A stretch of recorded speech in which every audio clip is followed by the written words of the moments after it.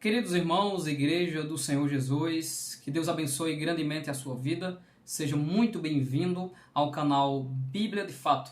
Para nós é um prazer você estar aqui conosco. Queremos, nesse momento, vos trazer uma palavra de orientação das Sagradas Escrituras, que está descrita em Apocalipse capítulo 3, dentro daquilo que o Espírito de Deus revelou a João na ilha de Patmos, para que ele enviasse às 7 igrejas da Ásia. A igreja de Laodiceia é compreendida por muitos como a igreja do arrebatamento, ou o contexto em que está inserido a igreja no momento da volta e do retorno do Senhor Jesus. Em Apocalipse capítulo 3, dos versículos 14 ao 22, esse texto que é de suma importância, eu lerei ele na íntegra e desejo que você permaneça conosco até o final, pois nós iremos analisar coisas importantes que podemos aplicar para o nosso contexto e sermos assim edificados através da palavra de Deus. O texto diz: "E ao anjo da igreja que está em Laodiceia escreve: Isto diz o Amém, a testemunha fiel e verdadeira, o princípio da criação de Deus. Eu sei as tuas obras, que nem és frio nem quente. Tomara que foras frio ou quente. Assim, porque és morno e não és frio nem quente, vomitar-te-ei da minha boca. Como dizes, rico sou e estou enriquecido e de nada tenho falta, e não sabes que és um desgraçado e miserável e pobre e cego e nu. Aconselho-te que de mim compres ouro provado no fogo, para que te enriqueças, e vestes brancas para que vistas, e não apareça a vergonha da tua nudez, e que unjas os olhos com colírio para que vejas. Eu repreendo e castigo a todos quantos amo. Sê, pois, zeloso e arrepende-te. Eis que estou à porta e bato. Se alguém ouvir a minha voz e abrir a porta, entrarei em sua casa e com ele cearei e ele comigo. Ao que vencer, lhe concederei que se assente comigo no meu trono, assim como eu venci e me assentei com o meu Pai no seu trono. Quem tem ouvidos, ouça o que o Espírito diz às igrejas." O apóstolo João, ele foi impactado com o arrebatamento súbito do Senhor, que lhe mostrou grandes visões do desenrolar do livro que está à mão direita, ao qual ninguém fora digno de receber esse livro, senão o Cordeiro de Deus que tira o pecado do mundo, o leão da tribo de Judá, aquele que consolou João em meio ao seu choro, porque não havia ninguém digno. Mas o ancião disse: "Eis aí o leão da tribo de Judá, a raiz de Davi que venceu." Esse mesmo Cristo, com vestes resplandecentes, com um cinturão de ouro, com as estrelas, que são os 7 bispos ou os líderes da igreja, na sua mão, ou seja, ele tem o controle de todas as coisas, ele anda no meio dos castiçais, ele anda no meio do seu povo. E ele tem, dentre a maioria dessas igrejas, tanto o seu conselho, como o seu elogio, como também a censura. E dentre essas censuras, o próprio Cristo disse: "Se não virei a ti e retirarei o teu castiçal." E meditando na última igreja, que é a igreja de Laodiceia, podemos, se trouxermos uma interpretação, inserindo ela no contexto do retorno do Senhor, que biblicamente falando, o contexto do retorno do Senhor é um contexto de apostasia, é um contexto de afastamento da fé, é um contexto em que o próprio Cristo disse: "Quando o Filho do Homem vier, porventura achará fé sobre a terra?" E o que nós podemos hoje, como igreja do Senhor, como servo de Deus, tirar desta palavra como conselho para aquelas pessoas que estão olhando para a igreja ou para a sua denominação, estão achando algo estranho. O que está acontecendo? O que há no coração das pessoas? O que há na mente das pessoas? O que as pessoas estão pregando, ensinando? Por que tanta perturbação? Por que tanta preocupação? Quando nós olhamos para as Sagradas Escrituras, nós somos confrontados, mas também consolados com a revelação poderosa de Deus. O texto, semelhante às outras igrejas, sempre ele se apresenta. Aqui ele se apresenta como a testemunha fiel e verdadeira, o princípio da criação de Deus. Aquele que disse, haja luz. Criou todas as coisas, criou o homem, instituiu a família, criou a nação de Israel e, consequentemente, uma figura para a igreja do Senhor. Propriedade peculiar de Deus. Povo diferenciado, com comportamento diferenciado. Porém, a igreja de Laodiceia recebe uma palavra dura da parte do Senhor Jesus Cristo. Semelhante às outras igrejas, ele mostra a sua onisciência. E ele diz no versículo 15, eu sei as tuas obras. Então nós servimos a um Deus que sabe muito bem o que acontece nos bastidores no meio do povo de Deus. Tanto no lar de cada um de nós, como quando nós nos ajuntamos com sinceridade ou com falta de sinceridade. Deus conhece todas as coisas. Então, o nosso Senhor Jesus, que sabe o que está por trás, ele diz em sua palavra, eu sei as tuas obras, que nem és frio nem quente. Então, Deus está revelando através da sua palavra aquilo que é a situação de grande parte do povo de Deus. Então, ele está dizendo através da sua palavra, eu sei que você não é frio, mas também você não é quente. Deus está revelando o termômetro espiritual do povo de Deus. E ele ainda diz, tomara que foras frio ou quente. Todo mundo sabe dentro do contexto, né, estudando as 7 igrejas da Ásia, que tem aquelas águas termais que começam quentes lá em cima e vão caminhando e terminam frias lá embaixo. E também a questão de você colocar água morna na boca e a vontade que dá de você vomitar e colocar para fora. Mas indo direto a uma aplicação deste texto para nós, buscando consolar a nossa alma a respeito da verdade, da situação espiritual da igreja nos dias de Cristo, ele continua o texto dizendo, assim porque és morno e não és frio nem quente, vomitar-te-ei da minha boca. Então Cristo está dizendo, eu estou com nojo de vocês, está dando náuseas, está inquietando dentro de mim a situação de vocês. Quando Miriam se levanta contra Moisés, Deus fala com Moisés e Moisés quer explicação. Por que Miriam está leprosa? E Deus olha para Moisés e diz, não é assim que um pai faz quando cospe na cara da sua filha? Deus teve nojo de Miriam, porque Miriam estava se levantando contra aquele que simboliza a própria lei e a palavra de Deus, que era Moisés.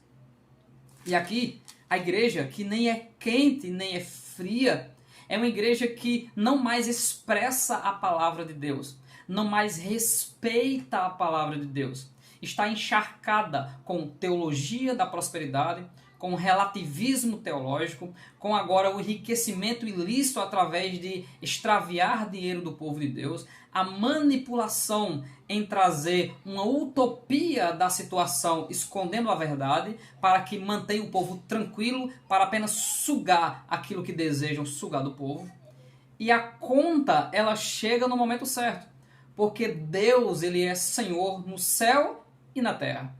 A censura de Jesus para a igreja é essa. Você nem está quente e nem está frio para que possa esquentar. Você está morna, ou seja, não causa mais vontade de permanecer com essa comunhão. Então vamos jogar para fora. Só que ao mesmo tempo que Cristo manifesta a sua censura e a sua ira sobre a situação da igreja, ele manifesta a sua misericórdia e o seu amor. E também revela o seu desejo para com os seus servos. Assim é o nosso Cristo. Ele não trabalha matando o amor, matando o brilho dos olhos das almas, mas também ele não tem o culpado por inocente. Ele continua sendo juiz, ele continua sendo aquele que castiga o seu próprio povo por amor. No versículo 17, olha só o pensamento da igreja de Laodiceia. Como dizes, rico sou, estou enriquecido e de nada tenho falta. A igreja de Laodiceia parece que não se lembra ou já perdeu o discernimento, porque ela perdeu a dependência de Deus. Então ela não precisa mais de nada. Ela não precisa de Jesus. Ela não precisa de jejuar. Ela não precisa de poder de Deus. Ela não precisa de palavra. Ela não precisa de posicionamento diante do pecado. Por quê? Porque ela já está rica. Rico sou. Estou enriquecido. Não preciso de mais nada. Então a igreja de Laodiceia está dizendo, o que eu preciso é de dinheiro, Jesus. Me dê dinheiro, Jesus. Profetiza dinheiro, Jesus. Manda o Pix, Jesus, que eu mando a profecia. É isso que a igreja de Laodiceia está dizendo. O que eu preciso é que você, Deus, me enriqueça. A teologia da prosperidade varreu a Europa, que já é considerado um continente pós-cristão. A teologia da prosperidade já está aqui com os seus 65 a quase 70 anos e está varrendo aquelas pessoas que não mais amam Jesus, mas compraram a sua casa de mais de R$1 milhão. Tem o seu carro que não dá vontade nem de sair de dentro do seu carro. Estão ricos, mesmo vendo pessoas passando fome e necessidade, não estão preocupados, porque de nada tenho falta. Rico sou e estou enriquecido. Não precisamos mais de Deus, não precisamos de Jesus, não precisamos mais do Espírito de Deus. Esse é o orgulho da igreja. E o que é que Deus tem para dizer a esta igreja? Simples. E não sabes. Lhe falta conhecimento. Lhe falta discernimento. Lhe falta compreender qual é a sua posição. Veja o que ele diz. E não sabes que és um desgraçado, porque não tem graça mais. A glória saiu, e kabod, semelhante à ausência da palavra de Deus em 1 Samuel capítulo 3. E a coisa grande que Deus revelou a Samuel, símbolo de obediência. Eis que farei uma coisa tão grande, Israel, que qualquer que ele ouvir lhe tinirão ambas as orelhas. E a coisa grande é, os filisteus vão levar a minha glória embora. Hofni e Finéias, sua esposa, e Eli e os sacerdócios vão ser desarraigados do meio do povo. A falta de temor de Deus gerará isso. A conta chega e Deus começa a fazer a varredura contra os impenitentes, os rebeldes e os desobedientes, que não amam mais a Deus e nem a sua palavra. Amam apenas o dinheiro, a boa vida, o falar vaidade, o praticar iniquidade e manter o povo, conforme Isaías 58, entretido em suas campanhas para conquistar mais e mais e mais. Nós não precisamos de uma vitória, porque nós já temos Cristo que nos dá a vitória. Nós precisamos aprender em Cristo, pela sua graça, a ser vitoriosos nesta vida. E a nossa vitória é permanecer na presença de Jesus e não negá-lo em hipótese alguma. O Senhor Jesus chama Laodiceia de desgraçado, miserável, pobre, cego e nu. Então ele está dizendo, eu estou vendo a tua vergonha, a tua nudez. Tu acha que é rico, mas tu é pobre, porque é pobre de comunhão, é pobre de humildade, é pobre de dependência, não mais depende da graça de Deus e é um miserável. Mas o amor de Deus é tão grande, porque Deus ele não quer ver a nossa queda. O Senhor deseja que a glória de Deus permaneça na nossa vida. E aí onde entra Jesus, que ele diz, aconselho-te que de mim compres ouro provado no fogo. Então ele está dizendo, venha comprar a verdadeira riqueza, o verdadeiro ouro espiritual que você precisa. Laodiceia estava vaidosa, mas não tinha o ouro de Deus. Perdeu o ouro de Deus. Para que te enriqueças. E vestes brancas, para que vistas santidade, pureza. E não apareça a vergonha da tua nudez. E unjas os olhos com colírio, para que vejas. Falta de discernimento, falta de santificação, negação da verdade e da palavra de Deus e da comunhão, e achar que está numa posição que agrada a Deus. Esse é um dos maiores erros do povo de Deus. Achar que está agradando a Deus. Israel passou por isso. No livro de Isaías, no livro de Jeremias, no livro de Ezequiel, e até no livro de Isaías 40, 27, o povo achava que o juízo de Deus havia passado de largo, e em Jeremias capítulo 7, o povo confiava agora só no templo. Nós temos o templo, nós temos a Arca da Aliança, nós continuamente estamos praticando as leis cerimoniais, então está tudo bem. Não é apenas isso que Deus deseja de nós, mas sim que nós tenhamos o sacrifício vivo, cotidiano, a fim de agradar ao Deus Todo-Poderoso. Por isso, após censurar a igreja de Laodiceia, o Senhor Jesus tomou a decisão de amor para com o seu povo. E no versículo 19 ele diz, eu repreendo e castigo a todos quantos amo. Sê, pois, zeloso e arrepende-te. Existem pessoas que nos dias de hoje não usam a linguagem castigo e também não explicam, né? Deus castigou Israel e disse, usando Jeremias, não castigaria eu uma nação como esta, diz o Senhor. Deus castigou Jesus Cristo e o castigo hoje que nos traz a paz foi lançado sobre ele, o cálice da ira de Deus, provando o seu amor para conosco, castigando ferozmente, o fazendo enfermar por amor. E Deus castiga todo o seu povo que ele ama, a manutenção da fidelidade. Chame de castigo, chame de espinho, chame de censura, chame de como for. Mas se Deus ama o seu povo, ele abate para levantar. Ele tira para colocar outro. O Eli não pode permanecer. O pecado de Acã precisa ser retirado. Os que se levantam contra a palavra, a lei, contra Moisés, precisam ser engolidos pelo chão. Deus é Senhor da igreja. E ele mostrou para a igreja de Laodiceia que ele não estava mais nela. É possível que Jesus não esteja no nosso meio. Como? Quando nós o colocamos para fora. Nunca foi vontade de Deus dar carta de desquite a Israel. E ele nunca deu. Em Isaías 50, primeiro, ele diz, quem vos deu carta de desquite? Israel que o desprezou.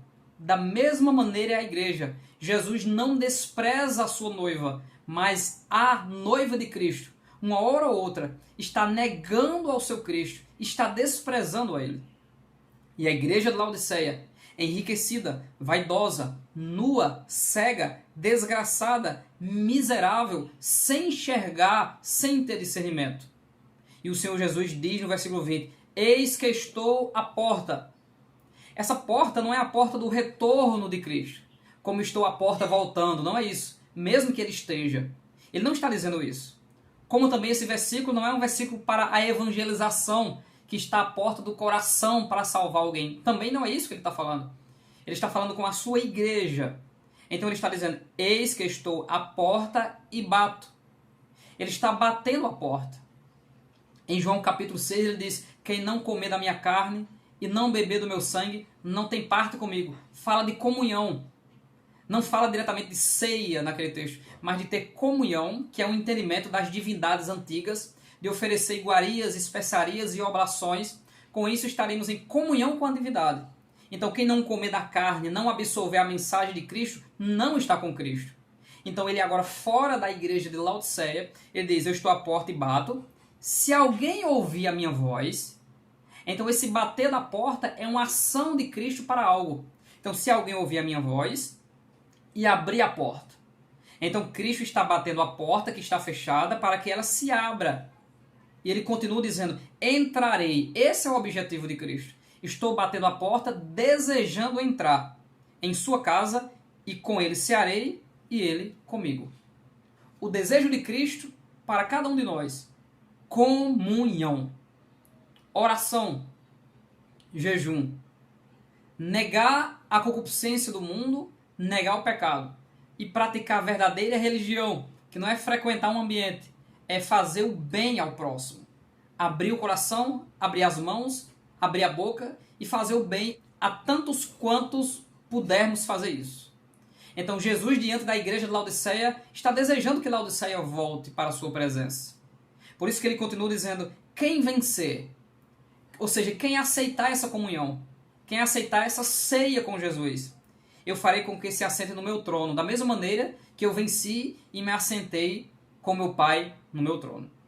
E semelhante às outras igrejas, ele finaliza o texto dizendo no versículo 22, quem tem ouvidos, ouça o que o Espírito diz às igrejas.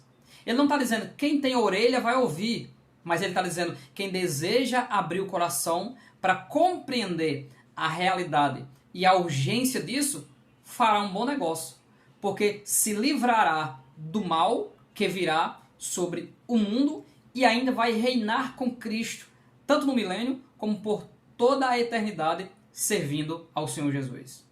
O amor de Cristo faz com que ele tome essas atitudes de ir nos buscar.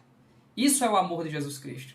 E pelo fato dele nos amar, nós estamos nesse momento, nesse vídeo, através da igreja de Laodiceia, convidando você que diz que serve a Deus, mas não cumpre mais a palavra, a voltar para a palavra de Deus.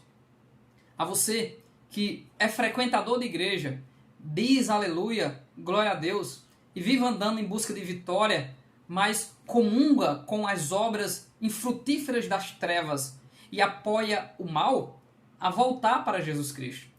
A você que se entrega à pornografia, que se entrega à concupiscência do mundo, que ama mais os prazeres da carne, ama mais o dinheiro, ama mais o emprego, ama mais o seu carro do que Jesus Cristo, dá tempo de voltar. Porque a igreja de Laodiceia, ela não é fria nem quente, ela é morna. Ela não dá prazer nem digestão, não dá comunhão com Cristo. Mas há a possibilidade de nós retornarmos para o Senhor e voltarmos a fazer a sua vontade de forma genuína, simples, porém poderosa. O apóstolo Paulo, em 1 Coríntios 1,18, ele diz: porque a palavra da cruz é loucura para os que perecem, mas para nós que somos salvos é poder de Deus. Deus abençoe grandemente a sua vida no nome de Jesus. Convido a você a ser inscrito do canal Bíblia de Fato e a continuar conosco estudando a palavra de Deus. Que o nome do Senhor seja louvado. Que Deus abençoe a sua casa. Que Deus abençoe a sua família. E que em tudo o nome de Jesus Cristo seja glorificado na sua vida.